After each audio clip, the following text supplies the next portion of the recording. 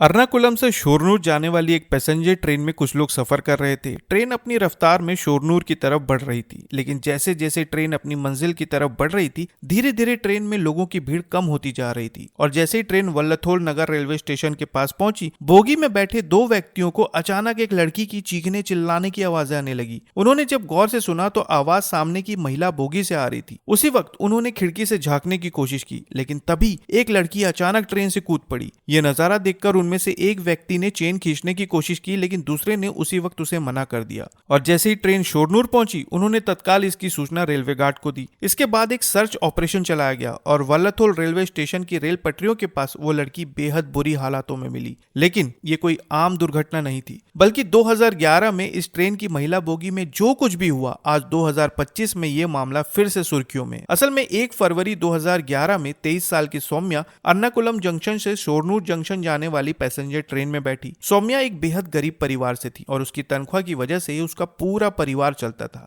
लेकिन काम करते करते अचानक उसकी मुलाकात एक दिन एक लड़के से हुई। इसके बाद दोनों ने शादी करने का फैसला किया और इसलिए 1 फरवरी 2011 को वो अपनी सगाई करने के लिए वापस अपने घर जा रही थी। अब ठीक 5:30 बजे Ernakulam town north railway station से ट्रेन छूटी और सौम्या ट्रेन की लास्ट महिला बोगी में जाकर बैठ गई। अब जैसे ही ट्रेन त्रिशूर रेलवे स्टेशन पर पहुंची, काफी महिलाएं उस बोगी से उतर गई। अब उस डिब्बे में बस वो और एक और महिला बैठी थी, लेकिन वो महिला भी वटकनचेरी रेलवे स्टेशन पर उतर गई। अब उस पूरी बोगी में सौम्या बिल्कुल अकेली थी। अगला रेलवे स्टेशन वल्लथोल नगर रेलवे स्टेशन था और ट्रेन जैसे ही उस स्टेशन पर पहुंची, ट्रेन काफी देर तक उसी स्टेशन में रुकी रही। लेकिन जैसे ही ट्रेन चलने लगी, तभी उस महिला बोगी में गोविंदाचामी नाम का एक भिखारी चढ़ गया। गोविंद का एक हाथ नहीं था और वो भीख मांगकर ही अपना गुजर बसर करता था। लेकिन जैसे ही उसने सौम्या को अकेले डिब्बे में देखा, वो धीरे धीरे उसके पास पहुंचा, उसे घूरने लगा और फिर अचानक उस पर हमला कर दिया। अचानक हुए इस हमले से सौम्या बुरी तरह से डर गई। भिखारी ने उसके साथ लूटपाट करनी शुरू की, उसके साथ मारपीट किया। सौम्या जोरों से उस वक्त चिल्ला रही थी, लेकिन उस बोगी में उसकी आवाज सुनने वाला और कोई भी नहीं था। सौम्या ने आखिरकार इसका विरोध करना शुरू किया, जिसकी वजह से वो और भी ज्यादा गुस्से में आ गया और फिर चलती ट्रेन से उसने सौम्या को धक्का दे दिया। लेकिन ये यहाँ पर नहीं रुका। चलती ट्रेन से वो भी कूद गया और सीधा सौम्या के पास पहुंच गया। उस वक्त सौम्या बुरी तरह से घायल हो चुकी थी। सौम्या के पास पहुंचने के बाद उसने उसके साथ जबरदस्ती की, उसका मोबाइल और पर्स लूटा और फिर वहां से फरार हो गया। लेकिन जिन दो व्यक्तियों ने अगले डिब्बे में सौम्या की चीखें सुनी थी, वो जैसे ही शोरनूर रेलवे स्टेशन पर पहुंचे, उन्होंने तत्काल इसकी सूचना रेलवे गार्ड को दी। सूचना मिलते ही स्थानीय लोगों ने और वल्लथोल नगर रेलवे स्टेशन के गैंगमैन ने ट्रैक पर खोज शुरू की।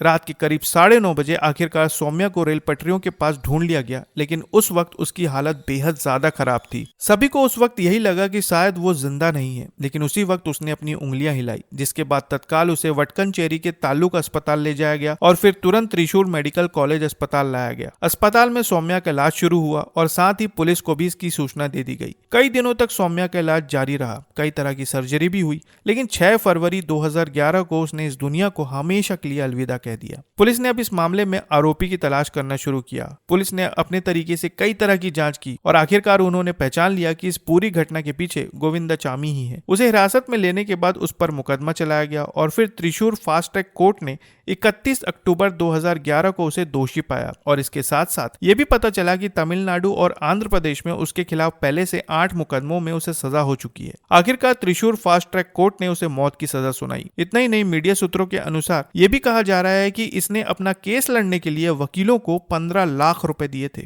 लेकिन इसकी कहानी यहीं पर खत्म नहीं होती। जेल जाने के बाद इसने ऐसे ऐसे कारनामे किए जिसकी वजह से 2011 का ये मामला आज 2025 में फिर से सुर्खियों में है। सजा सुनाने के बाद इसे कन्नूर के सेंट्रल जेल में रखा गया, लेकिन फिर ये मामला सुप्रीम कोर्ट तक पहुंचा और फिर सुप्रीम कोर्ट ने 2016 में इसकी मौत की सजा को बदलकर आजीवन कारावास में बदल दिया। अब ये कन्नूर के सेंट्रल जेल में अपनी सजा काट रहा था। ये एक ऐसी जेल थी जिसे सबसे सुरक्षित जेल कहा जाता है, लेकिन 25 जुलाई 2025 को इसने एक ऐसा खेल खेला जिसे जानकर सभी दंग रह गए। रात के वक्त इसने जेल की सलाखें काटी और अचानक उसी वक्त जेल की बिजली भी चली गई। अब जैसे ही बिजली गई, इसने अपने कंबलों की रस्सियां बनाई और 7.5 मीटर ऊंची जेल की दीवार को इसने अपने एक हाथ से पार कर लिया और वहां से फरार हो गया। लेकिन उस वक्त तक जेल प्रशासन को इसकी खबर ही नहीं थी कि उनका एक कैदी फरार हो चुका है। हालांकि जब जेल की दीवार पर कंबल की रस्सी टंगी देखी और जब कैदियों की गिनती हुई, तब उन्हें पता चला कि गोविंदाचामी फरार हो चुका है। तत्काल इसकी सूचना पुलिस को दे दी गई और उसकी तलाश शुरू हो गई। हर तरफ उसकी वांटेड लिस्ट के पोस्टर चिपकाए गए,